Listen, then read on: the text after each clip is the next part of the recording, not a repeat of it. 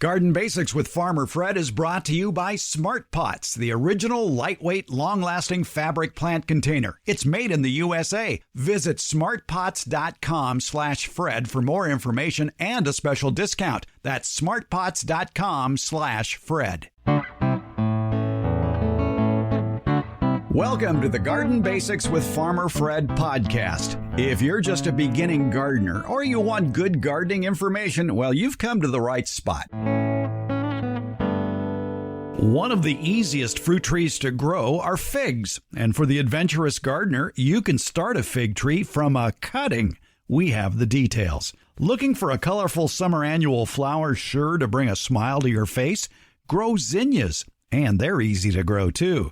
One of the most widely adaptable shrubs to grow across the country is the Philadelphus, also known as the mock orange. With its very fragrant flowers, it's definitely a show for the nose, and it's our plant of the week. We get tips on how to protect new or young plants from the blazing heat of the summer sun. It's all on episode 97 of the Garden Basics podcast, brought to you by Smart Pots and Dave Wilson Nursery. And we'll do it all in under 30 minutes. Let's go. We like to take your questions here on the Garden Basics podcast. Find out what's on your gardening mind. The number to call in, 916-292-8964, 916-292-8964. And we are talking with Connor in San Francisco. Debbie Flower is here as well to help out in answering the questions. And Connor, what are you trying to do this week? Well, Fred, I'm trying to grow some fig cuttings in this cold and foggy climate. I recently acquired some Desert King figs. I'd like to take a shot at growing them, but I'm not sure the best way to do that. What kind of medium do you guys recommend using? How much water? Whether I should be adding some humidity. I'm curious what your guys' thoughts are on. My first reaction would be, do you have figs growing around you? Well, what I did was I acquired some figs from a native plant store in Marin that I saw. They had a beautiful fig tree growing there. And so I thought if they could grow in that climate, I might also be able to. Was this nursery inland or on the coast? It was on the coast, right near the entrance to Muir Woods over there. Oh, okay. By Mount Tam. All right. Did you notice anything about the specifics of where the plant was? Was it on a slope? Was it facing south? I think of figs as needing lots of heat. Yeah, it's. I don't believe so. It's right near Muir Wood there, but it had a lot of sun. It did have a lot of space, but I understand it's pretty foggy and cold up there. Near Mount Tam. Well, it's worth a try if you found it in that kind of an environment, and you have a similar environment, I'm assuming. Is that correct? Yeah. And so I'm in San Francisco, where it's definitely foggy near the coast. Right. But I did get some cuttings from that tree, so I thought I could give it a shot. And you got those cuttings recently? Yeah, just in the past week. Probably a week old. Okay. Oh, I have them in a plastic Ziploc gallon bag with paper towels right now, but I'm worried that they would rot in that setup. Depends how much moisture is in there. I'm wondering, do you have the very tips of the branches, or how long are they? Do they have leaves on them? One of them had a set of leaves. The rest were just wood. They're about, I'd say, 8 to 9 inches long. I have a half dozen of them, and I just wrapped them in some paper towel in a Ziploc bag for now. Well, that's actually recommended. Some people recommend it as a way to get the tip of the cut end to what's called callus. Callus means it's starting to grow undifferentiated cells. It'll look lumpy, maybe white, maybe tan. I tend to just stick the cuttings. Ficus carica, which is the edible fig, is easy to propagate from cuttings. You want something that's about 6 to 12 inches long, so you're right in there, and about a half to 3/4 of an inch diameter, which if you've got wood from last year, that's probably how thick it is. The leaves I would remove, and any green tissue at the tip I would remove. That tends to just sort of leak liquid and dry out the cutting. So I would get container media, soilless mix. You could use a seed starting mix and moisten it, put it in containers. You want to bury, I would cut a new bottom to that cutting, unless you see the callus. If you saw it already, that's great. Then just leave it alone. But if there's no callus, it almost looks to me like bubble gum, not colored, not pink or anything, but bubble gum wads sort of on the bottom of the cutting. If you see something like that, leave it on. If not, cut a new bottom, just a half inch, an inch or so into that cutting. Stick it into the media. You're going to need pretty deep pots. You might use number 1s, sometimes called 1 gallons, because you're going to want to bury about half of that 6 to 12 inch long cutting. And then, yes, you do want humidity. So you can do that with a plastic bag over the top and a rubber band around the container. And you want to keep it at about room temperature. If the top of your refrigerator has space to put those pots with the plastic and the cutting in it and the plastic on top up there, then that's a good place because it adds a little bit of heat. The refrigerator exhausts heat out the bottom and it comes up around the outside, and that just adds a few degrees of warmth. I've used waterbed heaters to put under the pots if you have access to one of those, or I when I'm propagating, I use an official heat mat. But for ficus, which is relatively easy to root, I wouldn't worry about that. About the bottom heat, I mean. Check the moisture periodically. After you stick the cutting, you always water after planting, always, always, always, and let it drain before you put the plastic bag over the top, although drainage will continue. Put it on some sort of a base. A plate would work so that any more moisture that comes out doesn't mess up your house. And check after a week or so for that it's still moist. I would give it 2 to 3 weeks to root. And the way you're going to check if it's rooted is to take the plastic bag off and pull up on the cutting. You don't pull just a little bit because the soil and the nodes and such could be just nice and tight with that cutting media in the container, and that might provide resistance. You're going to have to give it a pretty generous tug, and if it comes straight up, then it's not rooted. If it provides resistance, then you may have rooting, and then you can... If the buds start to grow, that is not necessarily an indication of rooting. That's an indication of the buds which are dormant. They react to sun and temperature primarily. And so if things get warm, the buds may start to grow anyway. You can just leave them alone, but it doesn't necessarily mean you have roots.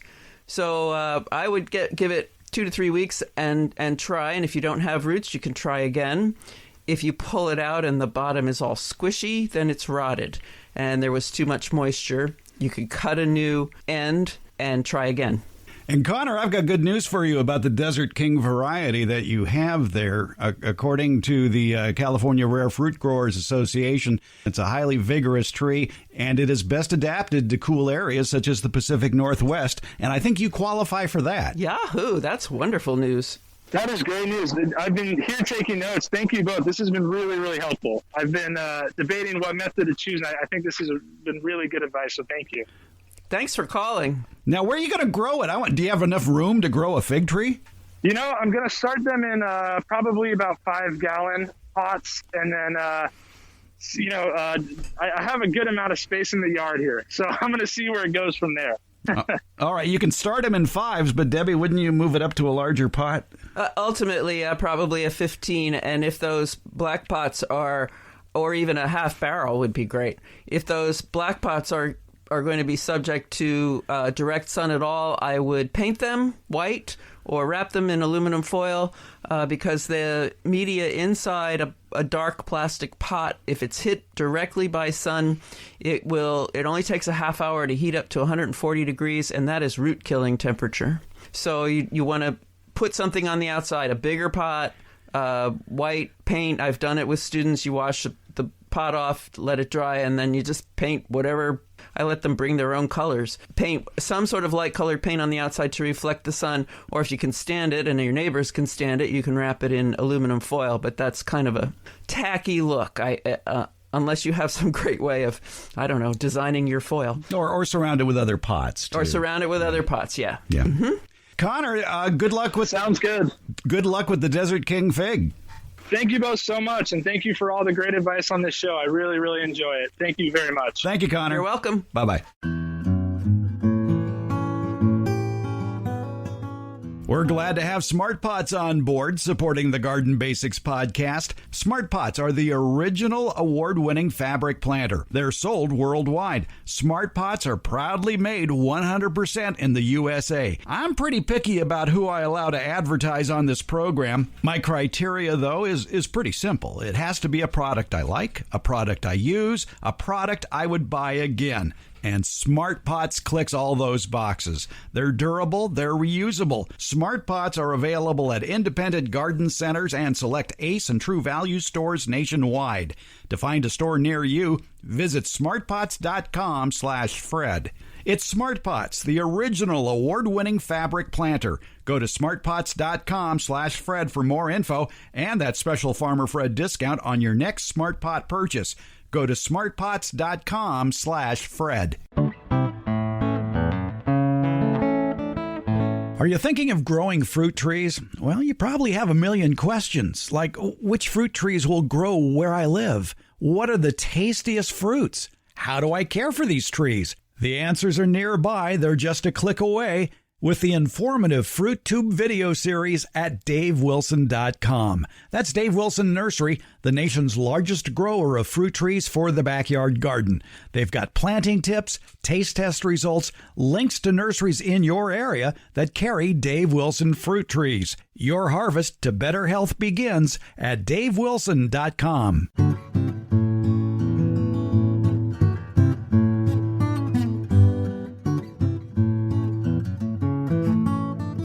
We're at a local nursery talking with Julie Barber, Master Gardener. And Julie, the weather's going to get hot pretty soon here. What are some ideas for protecting our plants from too much summer heat?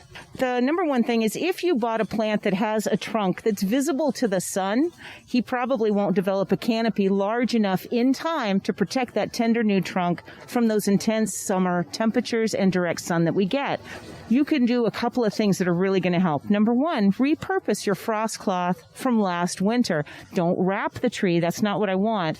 Don't put it on top of the tree. That holds in heat. I'd like the frost cloth to be in front of the tree to block that setting sun from 4 to, say, 7 p.m.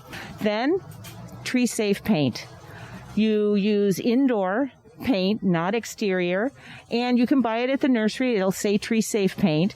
Or you can mix your own. The recipe is half paint, half water. The lighter the color, the better it is.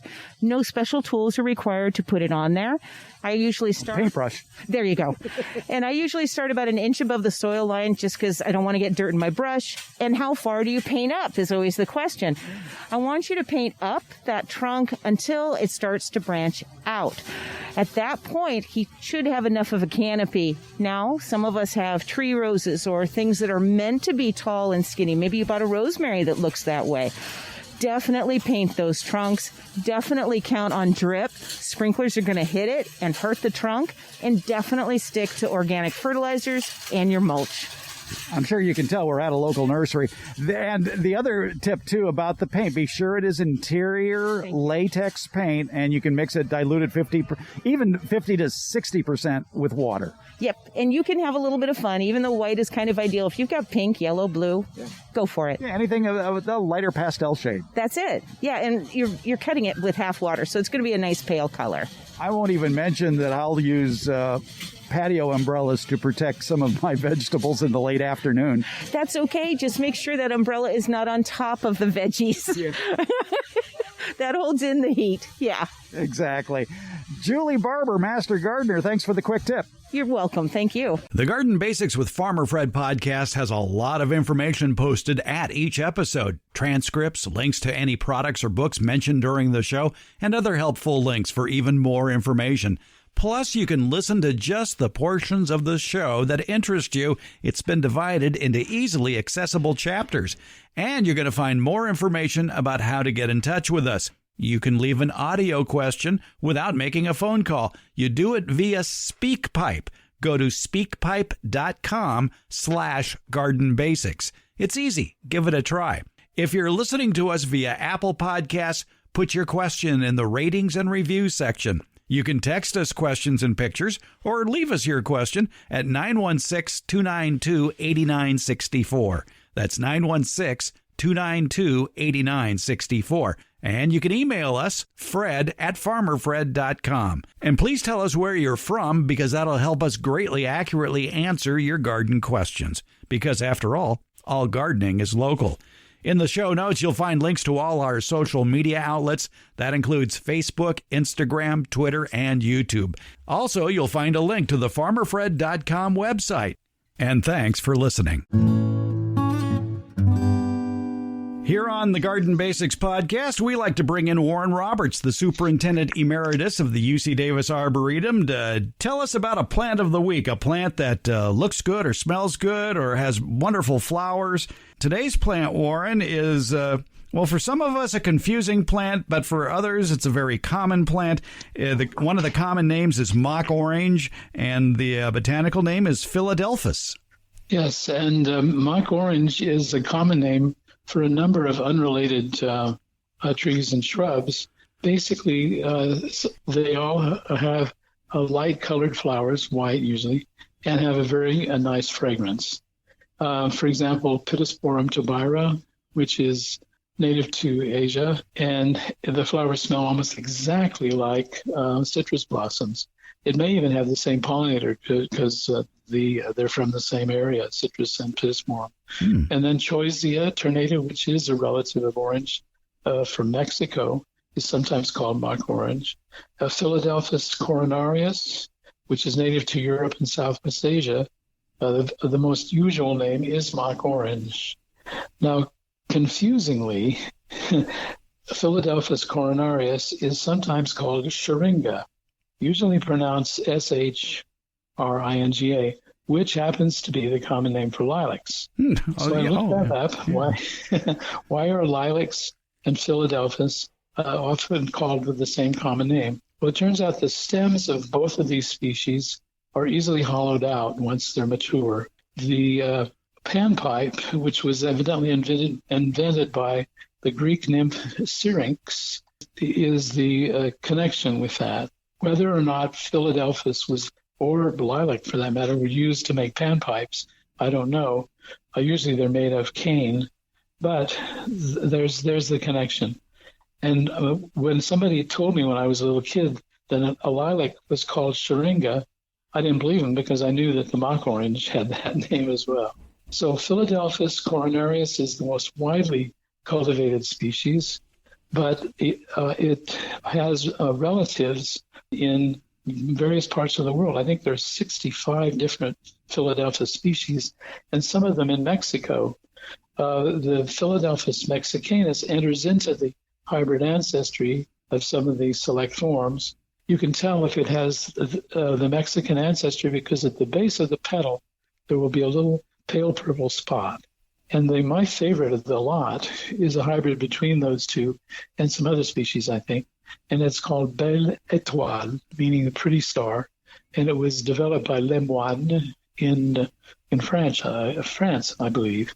And it has it's a very pleasant fragrance to me, more pleasant than Philadelphus coronarius, which has a kind of a sinister edge to it in my experience. From ranching background, occasionally you come across a carcass of a deceased cow, and with the passage of time, there's an odd sort of sweet fragrance that emits from this. And I've noticed that fragrance in some lupins, and some of the narcissus have that smell too. But basically, if you don't have that ranch background, you wouldn't really notice it. But Philadelphus, it has a nice name. It was named for one of the Ptolemy Greek rulers of Egypt. Ptolemy II Philadelphus was his name, and his ancestor was one of Alexander the Great's generals, who was left in charge of this large territory that army had conquered. So Philadelphus has an interesting story. It's related to the hydrangeas, the deutzias, and our own California native Carpentaria. Within California, we have two species native, Philadelphus lewisii, which has several select forms, and Philadelphus, that would be Microcarpus, I think. which is a desert mountain shrub here in the West. An old-fashioned garden plant that is deciduous, but certainly worth growing especially because of the fragrant flowers. I guess we should point out, though, that is it only the coronarius that smells like dead cow? Yes. Okay, but good. Not strongly so. I mean, it just has that little edge. And fragrance is a matter of taste. The Latin phrase "de gustibus non disputandum est." There's no arguing about taste. And so I actually, I like the smell of the Philadelphus, but particularly this one, Belle Étoile, which has a fruitier, a more delicious fragrance. I love the smell of fish emulsion in the morning, but that's just me. Yes, and you probably want anchovies on your salad, too. Thank you very much. All right. Well, I do. Okay, well, good. All right. Warren, let's talk a little bit about the University of California Davis Arboretum. The COVID-19 situation has put its annual plant sale in sort of an online situation. And this might be something for those of you who are listening to the Garden Basics podcast, say within 50 miles or so of Davis, to take advantage of, is the online plant sales that are going on during April and May at the UC Davis Arboretum. It's a rather extensive list of plants, isn't it, Warren? Oh, yes. There's hundreds and hundreds of different things that are mostly grown right here in the Central Valley of California with its challenging climate and water. So, yes, many different kinds of things, shrubs, perennials, even a few trees, succulents. It's a wonderful list of plants, and you can get it online. Find out more about the online plant sales going on there and the times of the sales and what you have to do to pick them up at the Arboretum website, which is arboretum.ucdavis.edu. Philadelphus, the mock orange, widely adaptable, aromatic shrub. We'll leave it at that. But most of them smell good. They really do. Yes. Yeah. Yes. The nose knows. All right. The nose does. The plant of the week, the mock orange. And Warren, thanks so much for telling us about the Philadelphus, the mock orange. You're certainly welcome. It was my pleasure. The Dallas Morning News had an editorial about the coronavirus potential effect on us, the mental effect to us, as well as our collective well-being. The editorial said, while it may not be as obvious as job losses and coronavirus fatalities, the nation is on the cusp of a spiraling mental health crisis, according to the experts.